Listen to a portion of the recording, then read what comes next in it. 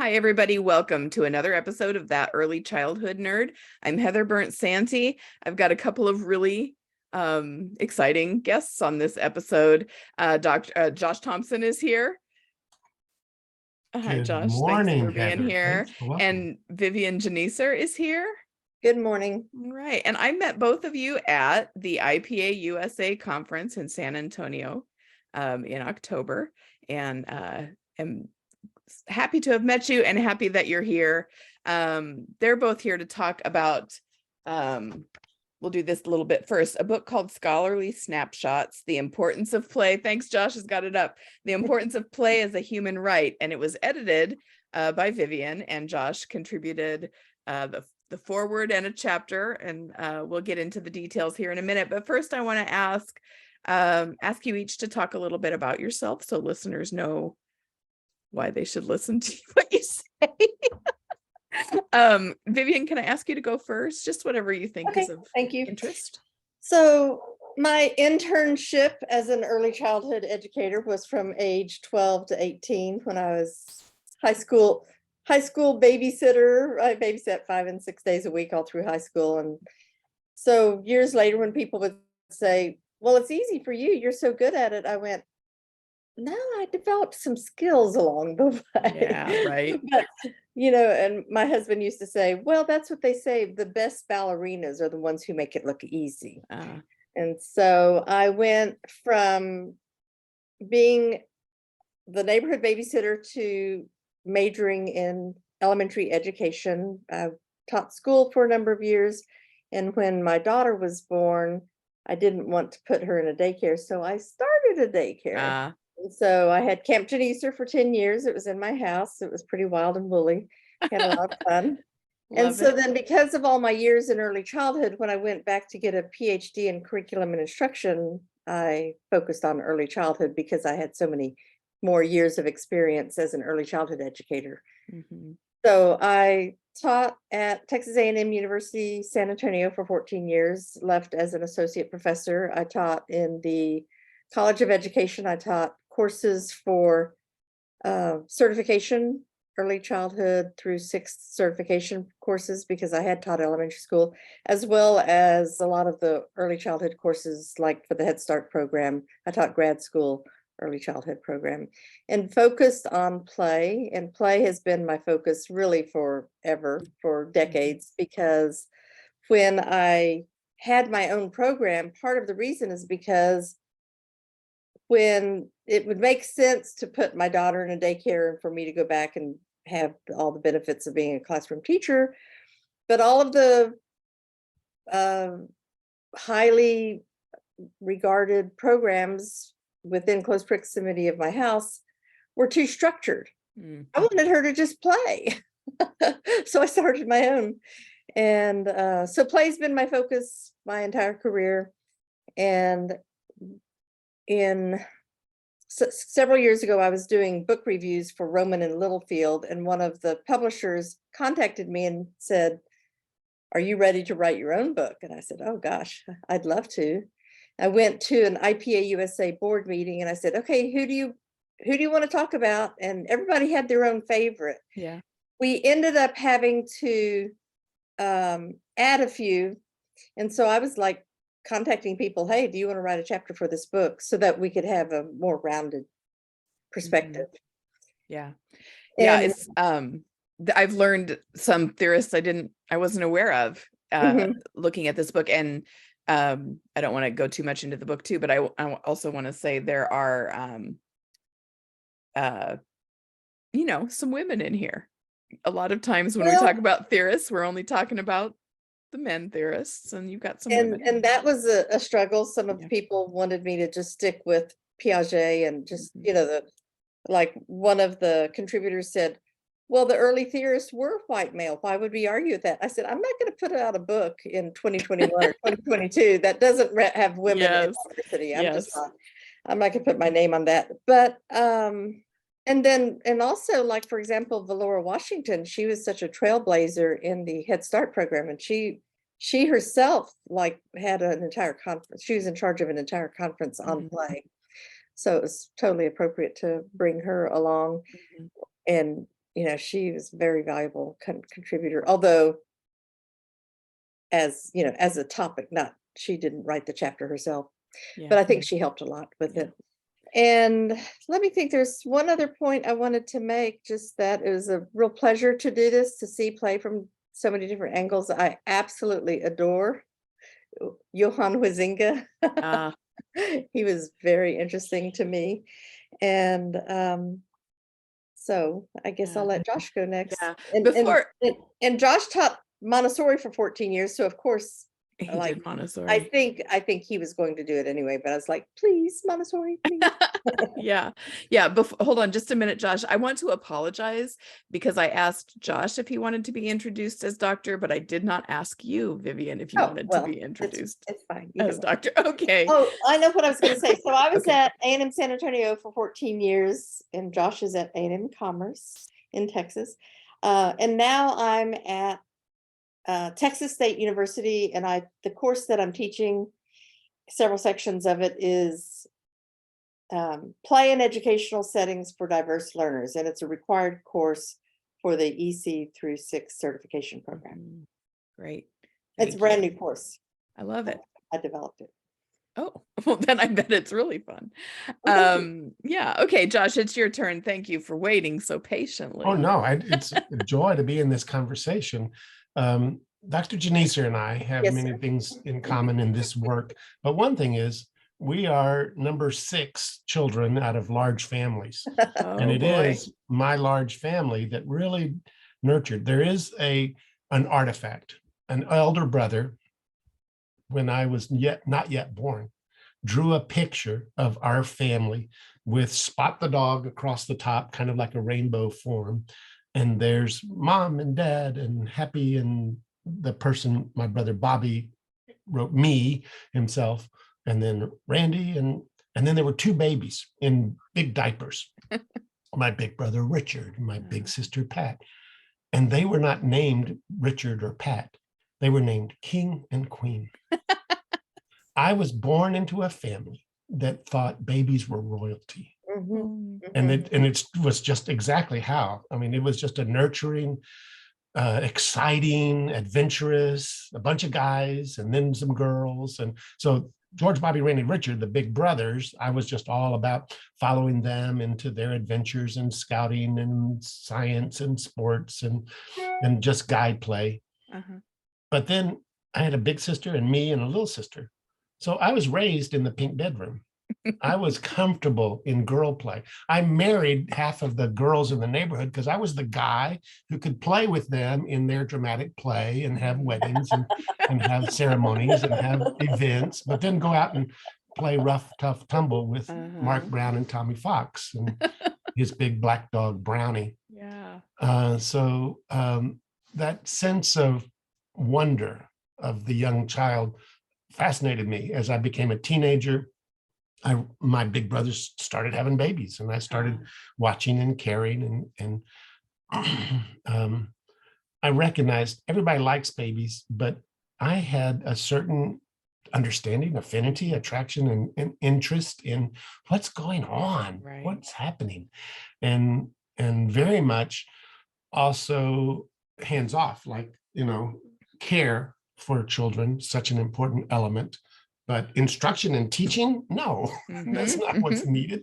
Children need space. And I am not the play scholar that Dr. Geneser is. She has really done this background work, but she's helped me through this book, this activity, and others to connect the dots and see how, play is a theme throughout so much of the work.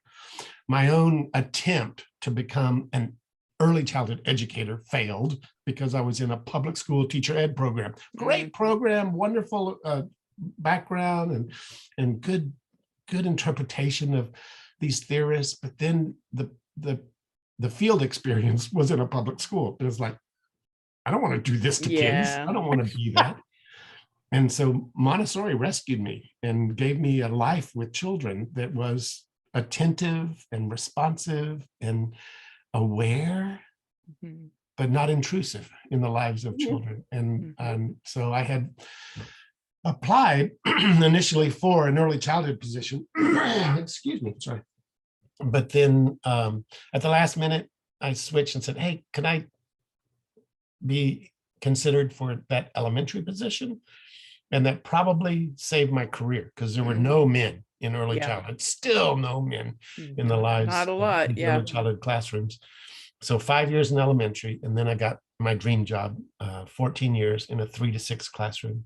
All 4 of our children went through my classroom, and it really was those Montessori tools of observation and ethnography and placing the child within context of family and culture and language, but also individual differences and uniqueness that each child brings. All of those tools, I found I needed more robust analysis skills, and that's what led me into a doctoral work, not in education, not in curriculum, but in the humanities, a child language study with semiotics and rhetoric and language discourse that helped me develop tools to examine particularly language use in the lives of young children. Mm-hmm. And during that time, I had a real conflict where my life with children and my life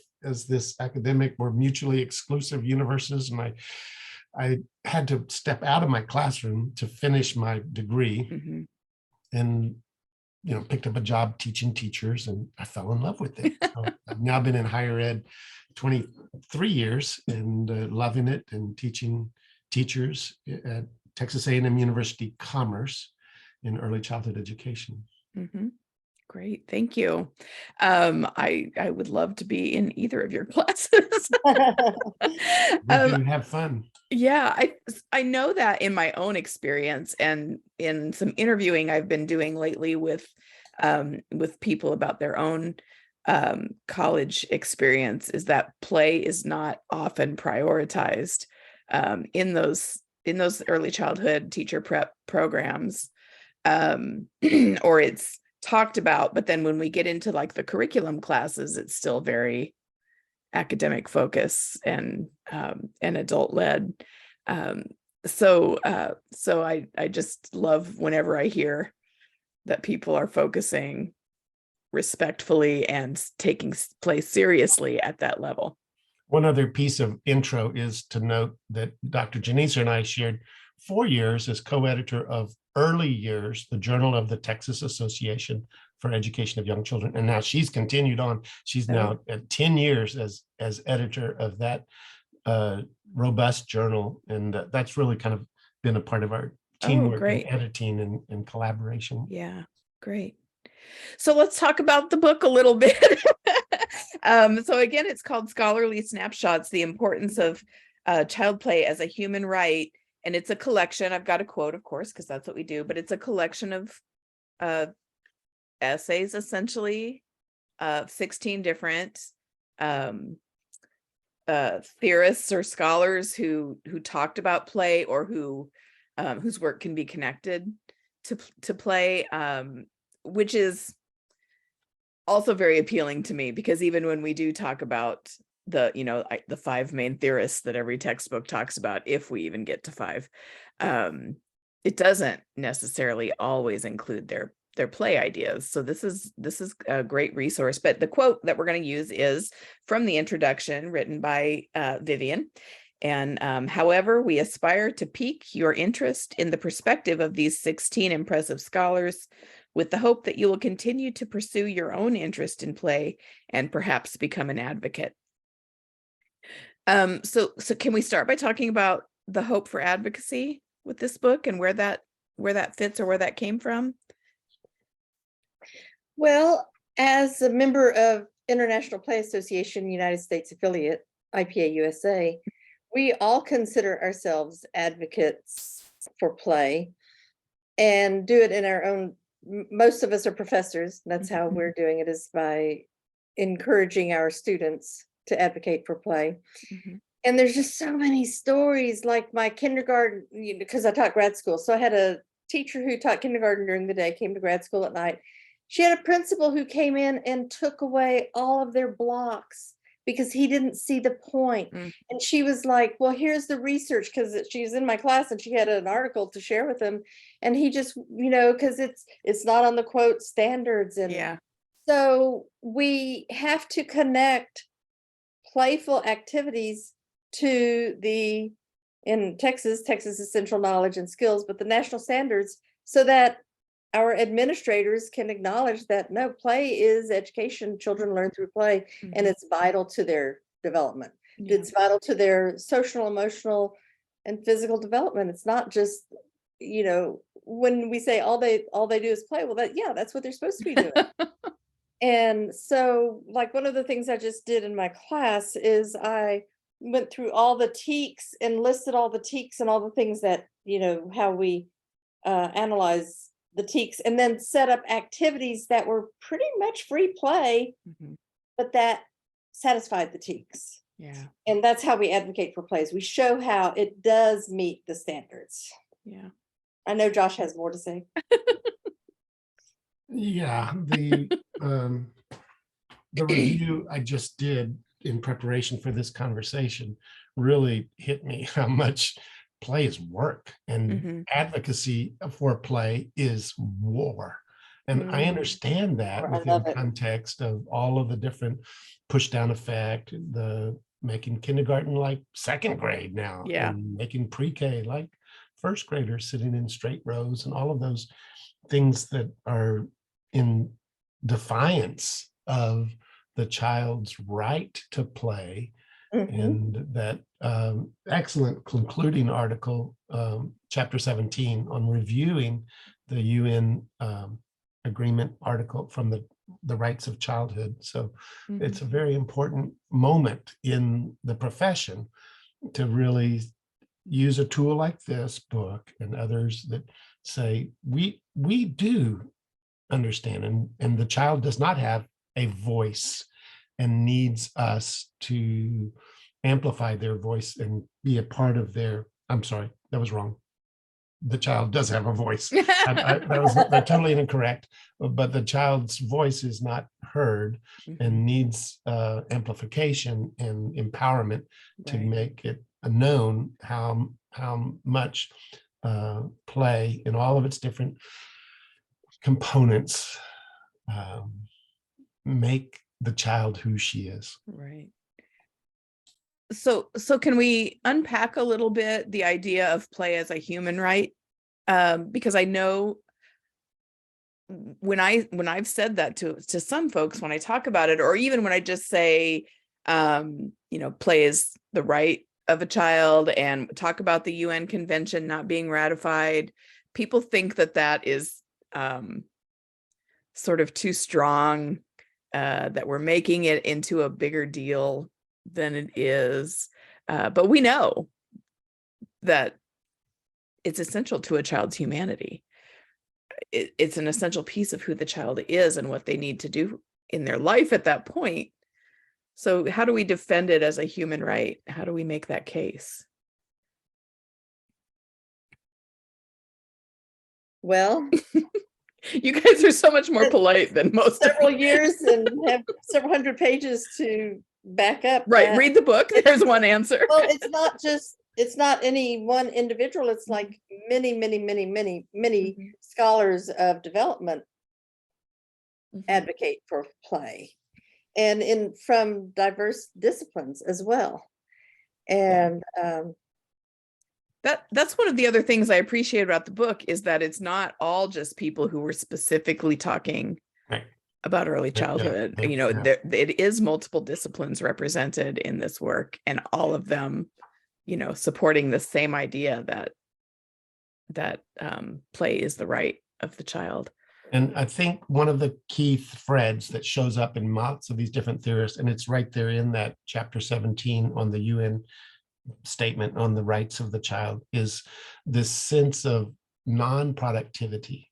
The idea that being is so much more valuable and important than doing or accomplishing or filling in a checkbox or anything like that. And our schooling in the cultures that we're talking about right now are very driven by an input-output mechanistic system, Right. devised in the Industrial Revolution, devised to assure that we're getting the bang for our buck, that we're getting something in return, and play. Tangible. Yeah, Yeah. an object, Measurable. a widget. Uh-huh. That's something that's produced in the process. And the child has shown us, no, it's now. It's being. It's just having fun and just being a part of this moment. And there are many different parts of this philosophical, socio-political views that, you know, may turn in any one wind or whichever the way the wind is blowing, whichever way that this happens. But in this moment, we have this freedom to have this conversation about a different view of productivity and outcomes. And this actually, you know, hope. I am such a myopic optimist. I just really do believe, and Montessori taught us that the child is the key to solving all of men's problems. And it's in this that we honor this sense of playfulness in you and me and us as adults, and in parenting, and in corporate life, being a playful partner helps us. So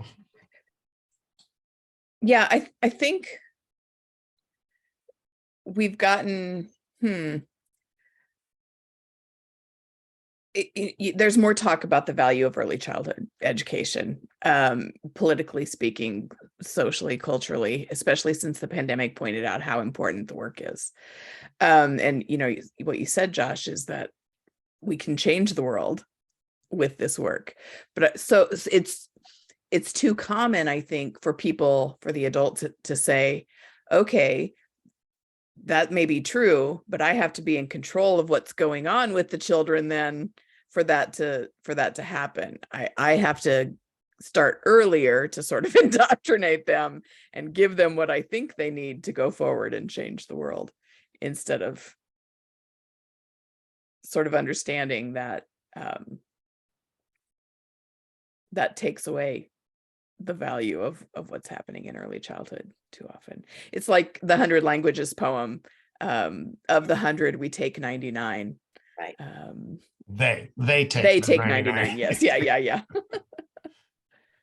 You've hosted Carol Garberdine Murray recently, and her work on illuminating care is a phenomenal shift in cultural view of what are we doing and what is valued and what is essential worker. And care is yes, those things that we have to do for the child that the child can't do for herself.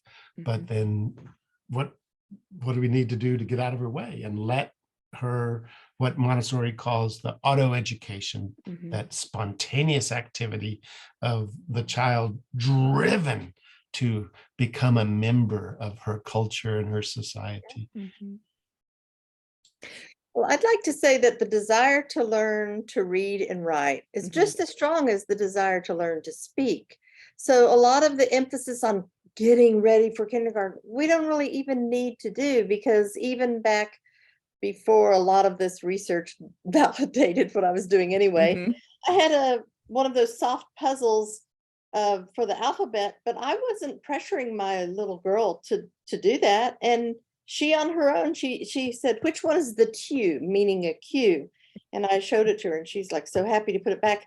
She wanted to know what was a Q. I didn't ever say, identify this. And then the other thing I wanted to say about control and rigid structures and scheduling is that when you put a child in a room full of blocks or other constructive toys or loose parts, they want to sit and contemplate what they're going to do before they ever even start. So if you have them rigidly scheduled that 30 minutes into it, they have to transition to a new activity, you're going to lose a lot of that planning period. Yeah. So really, 2-hour, 3-hour blocks of time of kids selecting their own activity is more realistic for their own development. Yeah. And they may segue into something completely different halfway through because they decided they were interested in something else. And that's part of their own personal development. Yeah. I keep hearing people talking about how children don't know how to play anymore. And I, on my Facebook page, I, put out kind of, tell me what you think this means when people say, just to kind of gauge. But I think what you just described, Vivien, the not having enough time to really settle in and think about it, and maybe do some onlooker play to see what other folks are doing, other kids are doing. So they don't ever get involved, or they think, or they've learned it's not worth it to get involved because I'm just going to get interrupted. And so maybe that's part of what we see, and we interpret it as children don't know how to play, when in fact, adults don't know how to value it enough to allow it and to schedule the large blocks of time they need. And so much of their time, they're expected to be compliant. So they're always kind of on edge, wondering if they're doing the right thing, whereas they really should be allowed to do what they want to do. Except maybe bite another kid. Create a little excitement. One Montessori principle is about the power of the hand as a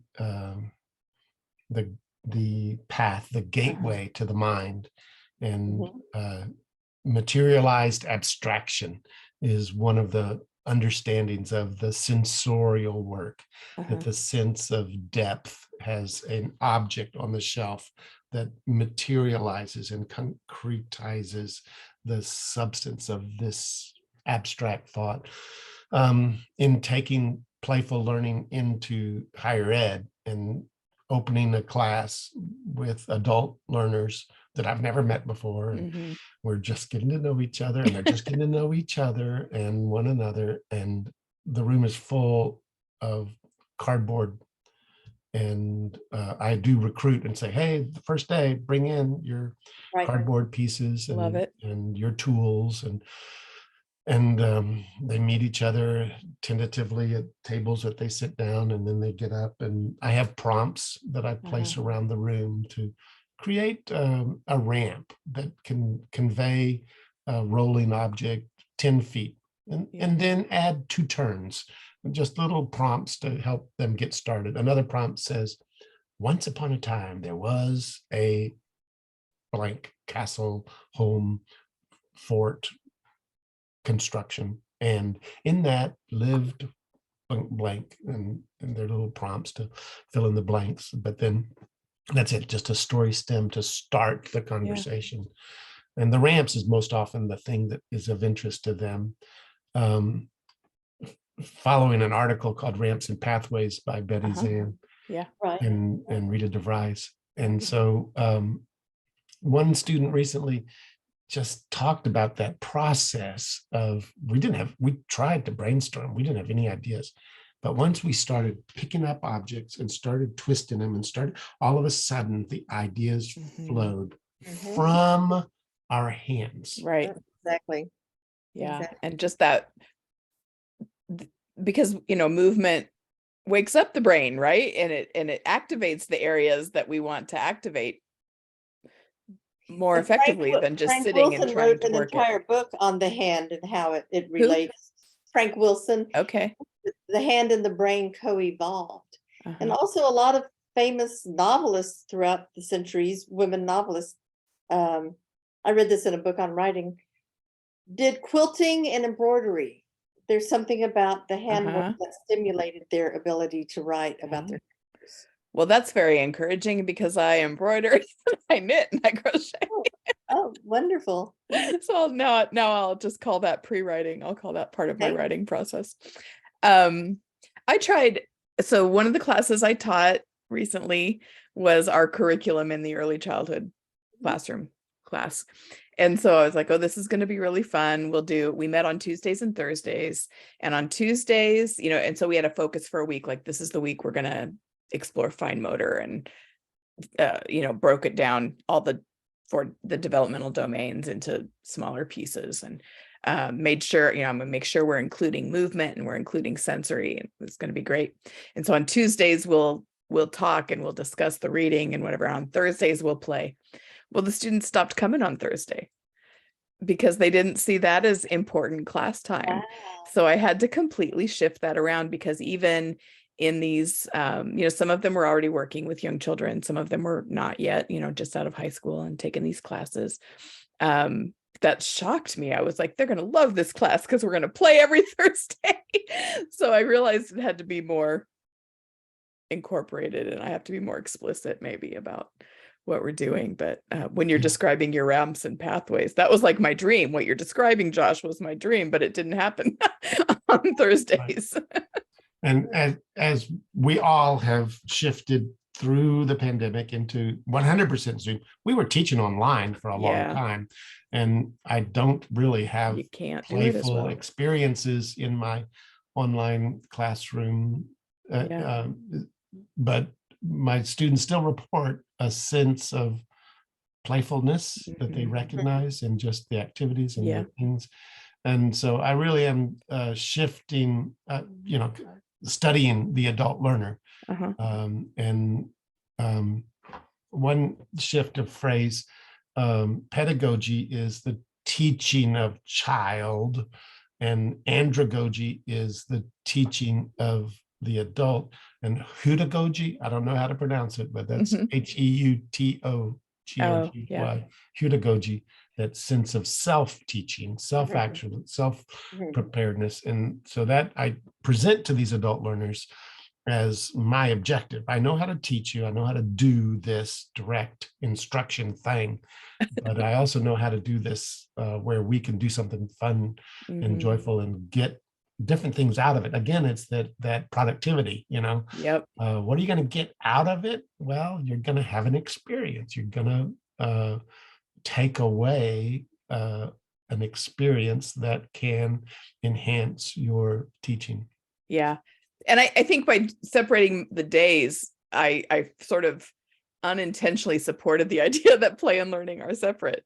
That was one of the other things that I took away from that. But so to kind of segue back to the book, I guess, I'm excited to be able to start using this in my child growth and development class, because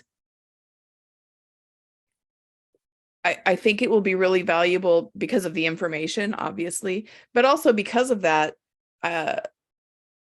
what we talked about earlier, that the ideas are coming from different disciplines and different areas of study, and that sort of opens it up. I think we get so narrowly focused on standards or licensing regulations, the paths to, or in Indiana it's paths to quality, the quality rating systems, that we forget there's a whole world out there that can contribute to our knowledge and our practice with young children.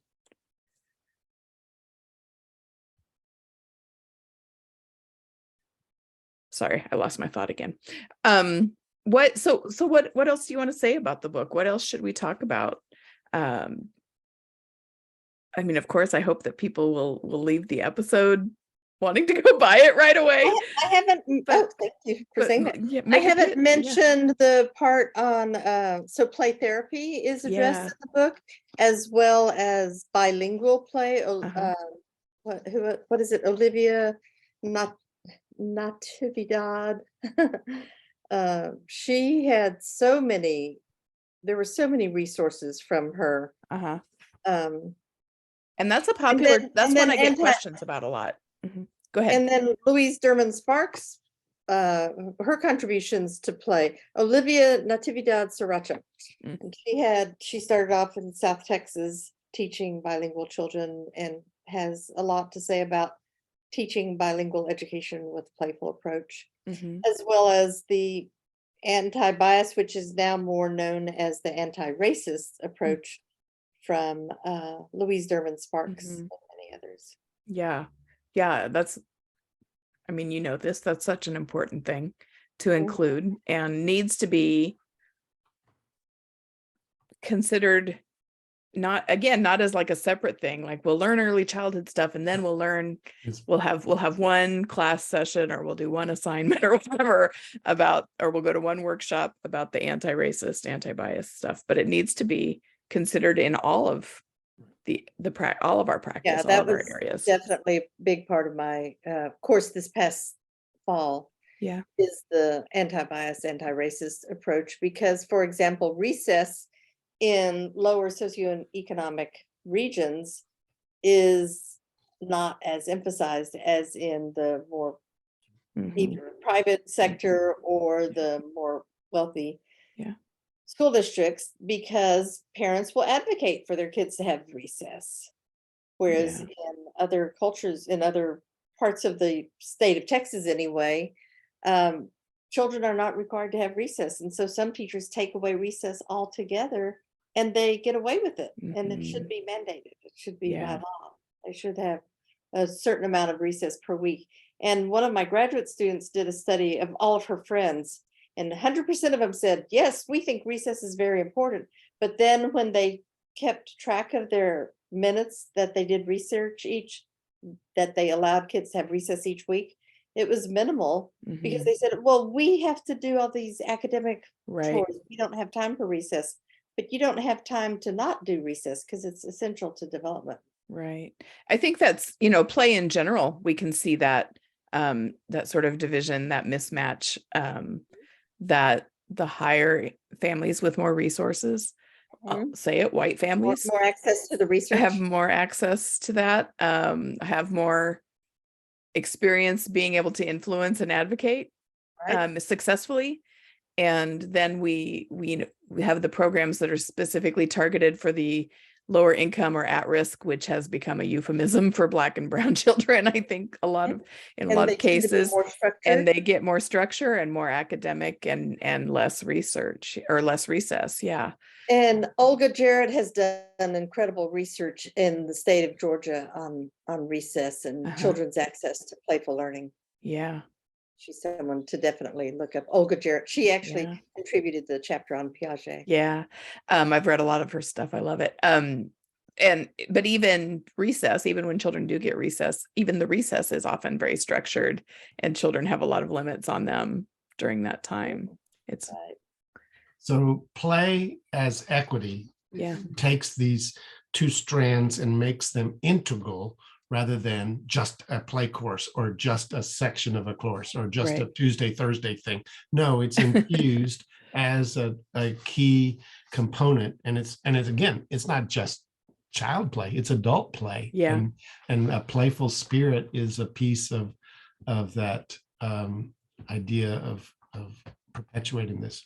Yeah. So what I see in the table of contents of this book is those major white European Western theorists embedded, because they are the shoulders we're standing on. And there's some pretty good ideas, some pretty good observation tools that they've offered to us. But then there are an emerging diversity of other authors. So yes, this book is finished. It's a closed canon. There's only 16 different verses. But I think what Vivien has done in gathering this community is say, oh, there are other ways to think about it. And let's go look around the corner and listen to new voices, new cultures, new ways of being. So there's a variety of experiences with diverse cultures that we can get involved in that help us validate our playful experiences of childhood, our playful experiences as adult, whatever culture that we're in now and being, but then to say, oh, but there's other ways to play and let's learn. Yeah. Yeah. So what is your hope for this book? When you put it out into the world, what did you dream about with this book? Oh, thank you for that question. My fantasy is, and I asked them to make it not more than $20. They made it, I think it's $22 for the paperback. Yeah. My fantasy is that any administrator, like director of a preschool or principal of an early childhood, of a school that has early childhood programs, when challenged, why are you allowing the kids to play so much? They could say, well, the research backs it up. Yeah. That is the Scholarly, it's right there in the title. It's scholarly. And I want to add that this image is the playscape that my husband built Oh, that was in our backyard. that yeah. he played on. I love that. Camp Geneser, yeah. Yeah, and I also wanted to emphasize that Tim Kynard, who is totally a Yeah, scholar rock. in play, he's just great. Do you know his name? Do you know? Anyway, I don't know him. Yeah. done really good work on violent play, risky play. Yeah. Oh, okay. On the edge. Yeah. Yeah, when it looks like they're being violent, but they're just being kids, Uh-huh. and they should be allowed to play like that. Anyway, when he's kind of oversees my work, and he said he wanted a strong emphasis on equity. So we had, Mhm. a whole section on totally focused in the class I taught at Texas State is what I'm referring to. Mhm. So a whole section focused on racism in play, and then also language in play. How Yeah. children get their languages get hijacked in play sometimes. Yeah. Well, now you've got to come back to another episode and talk about some of that stuff. Thank you so much. Yeah. I What were you going to say, purport Josh? that the effort should be to validate others, that the other is lifted up through this book, Uh-huh. and that yes, this book is a tome. It is an artifact to reference and refer to, but I think more a springboard that would lead us That's the word I wanted. to think about new ways to push ourselves into ways of thinking and being. Yeah. Okay. So maybe the answer won't be different. And you talked about administrators and directors having this, but a lot of people listening are, in the classroom doing the work or doing childcare in their home. What's your case for them to read this book? Would it be different? Would your answer be different? Personally, I think it's fun to read, but of course. Yeah, that's always my answer too. We are here among the nerds. Yes, that's who we talk to. I love biography. I've always loved biography. So for me, it's fun to read different individuals and how they perceived play and how they would advocate for play. Yeah. So and each chapter is they're pretty short, so you can read it, put a bookmark in it, and come back to it months later, and you really haven't missed anything because it's like a daily devotional. Thank you. I like that. What would you like to add to that, Josh? Oh, that it's provocation. I agree that reading it in those little snippets is a way to provoke the family day home provider, the grandparent looking for insights, the father who is responsible for care of a toddler needs to think about new ways to think about, and these nerdy scholars have done some of this, and not one of them has answered it. They're not one of these is the answer to play, or we would not be talking to you, we would be selling it on the big book, right? Again, the capitalist version of this. No, it's formative, it is provocative, it is a provocation for finding your own sense. And it's not that the family day home provider needs to become a theorist, but yet you are. You have a frame of reference with which you think about the image of the child, and you need to constantly navel gaze, self-aware, self-evaluate. What is it about my view of the child that comes out in the way I talk, the way that I expect, the way that I prepare the environment, and what is it that can change and make it more child-centered, more trusting, more relational, more interactional, where I'm following the child rather than dictating. Yes, there are those elements of care that the child can't do, but there's a whole world of life that the child can do for themselves, and that we can support and defend their playful approach. Yeah, I think that one of the things that I could see being coming from interacting with this book and thinking about it, it's very accessible for one thing, and I think that's what you both were talking about. Like, it's theory, but it's not dry, boring statistic kind of stuff. It's told in a very accessible way in each chapter. Oh my gosh, I've lost it again.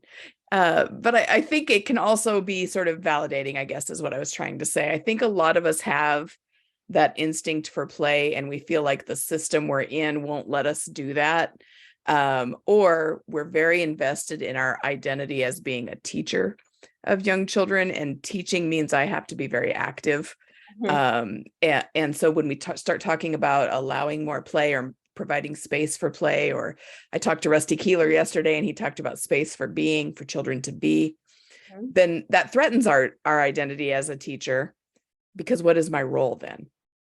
And kind of what you just were talking about, Josh, if you have this, you have some of these pieces of theory, then your role becomes, how do I intentionally apply this theory? And the advocacy piece becomes more important. Okay, so now I use this information to explain to the outsiders looking in why children are having space and time to play in my program, and that's my role, rather than controlling the children and that kind of thing. Were you going to say something? Just a tool for articulation. Yeah. And I also want to say that I think Josh said this in his own life. I think I had an incredible memory of what I felt like as a 3-year-old or a 4-year-old. I mean, because over and over again with kids, I would think, well, what would I want to do if I was 5 or 6 or whatever? And I didn't want to be controlled. And then I also want to point out that corporations have discovered that the more freedom that they give to their employees, the better the results are. So if they give a group of people a project and say, do it whenever you want, wherever you want, it's due by such and such date, and then just turn them loose, they get much better results than when they micromanage them. Yeah. So we just need to translate that down a little bit. And I just remember when I was teaching preschool, in other words, Camp Geneser, and really for the most part, everybody was just like, wow, this is great, do whatever you want. But occasionally I would have a parent want me to justify something, and they, every once in a while someone wants those worksheets. Yep. They want something tangible. The receipt. What did you learn today? And I think a book like this would have been helpful for me then. And I don't remember exactly what I said. I wasn't very defensive about it, because frankly, the kids were having a great time. What more could you ask? Yeah. I used to get very defensive about that, and I'd have like an internal cringe if a family challenged what I was doing. But I think families are key if we're going to advocate for play. We need families who understand that and don't feel the academic pressure to be going, and instead of calling the childcare program and saying, how do you get them ready for school, they're saying, tell me about play in your site. So maybe have a copy of a book like this for them to check out and read. But the other thing is, I took my kids all over. We went to Crow's Nest Farm and Pioneer Farm, and the feedback I always got from the administrators of those places is that my kids were the most attentive. Like when they would go into these learning programs, the Natural Science Center, they'd always say, oh, we always look forward to your group, because they weren't so micromanaged. When they were in this environment where they were learning something new, they were very ready to learn it. And I think that's part of the big picture, is if you don't expect them to sit still for long periods of time, then when they're in an environment where they're learning something brand new, they have a greater attention span. That's the other thing I wanted to say real quick, because I know we're running out of time. Attention is key to learning. Anytime you build a child's attentional skills, those skills are going to extrapolate into other areas of their life. So if a child's allowed to play with Legos for 2 hours uninterrupted, they are focusing for 2 hours on one task. And that ability to stay focused can apply to other things. And when Similar- we divide their day into 15 or 20 minutes, then we work, when we it's chop the it up, opposite. Yeah. we're destroying their ability to pay Yeah. attention and stay on task. Similar with music. And I think Josh would be a better person to talk about this with music. But the ability to learn a piece of music requires having to be focused, and those attentional skills apply to other areas of your life. Absolutely. The piece I'm wrestling with personally, professionally, sociologically positioned in this moment is privilege. Right. Is recognizing how much my propensity to play, my advocacy for play comes out of, I've never really gone hungry. I've never really lacked for sustenance or safety, or, you know, and I've never really been threatened in environments. You know, I'm the guy, I can raise my voice, I can be present, and that is a privilege. And I'm learning about leveraging privilege, not as a gotcha, not as a weapon, but as a tool for inclusion, for inviting others to have the confidence that the work will get done, the care for those things that are essential. There is no lack in this universe. There's just a misappropriation of funding, and there's plenty. And it is responsible for us to promote that share within all, to say, yes, we can do this. We can do it together. And we have to really utilize privilege that makes it really easy for me to say, oh, playful spirit. Oh, just come and play. Well, but there's chickens to feed, or there's, you know, children's bottoms to wipe. There's things to do. And so I really do acknowledge how much my perspective is, because I've been spoiled, because I've come from such privilege. And my classroom experience was always in a team partner event. So Sister Marianne was my co-teacher for 14 years, and Helen Johnson for 5 years in the elementary before that. And my own parenting is because of a phenomenal partner in this home that cares for me and allows me the privilege and of grandparenting together. So those sense of privilege, I acknowledge my dependence on others who provide that essential services so that I can play. And I don't know the answer to provide to those that are in real limited resources for this moment. There's plenty out there. Let us know how to help get it to all of the different corners of children's lives, so that they can be then free to be themselves. Yeah, thank you for saying that. I just finished a book called Childcare Justice, another collection of essays, and Michael Gramling wrote a chapter about childcare as a human right, where he addresses a lot of that. And so thank you, Josh, for sharing all of that, because it is always important to come back and think about our own privilege and our own the ways our path has maybe been easier or has faced less barriers than other people are experiencing. Well, yeah, we probably need to wrap this up. I think we're getting close to an hour. So thank you so much for both of you for being on today, and thank you for the book and the work you put into it. As I was reading it, I was thinking, making a list of the individual authors too that I want to invite on to see if we can have some of those conversations. So hopefully listeners will be hearing about this book for a while.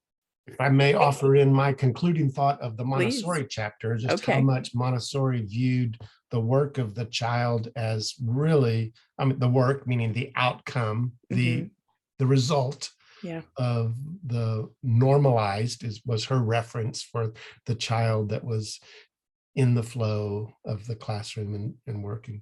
So in this chapter, I wrote, as a humanist, Montessori believed in the power of the individual, the home of the soul, a life force that rises up within the human to direct and construct the best version of the self. So the child is aiming at a product, meaning the self. So Lovely. And I would like to say one more thing about the hand and the brain co-evolve. Yeah. That was part of Froebel, and that he had that whole list of what he called gifts of things for kids to touch in a particular sequence. And I think Montessori built on that too. Is that carefully prepared environment with specific materials contributed to the development of children's brains development.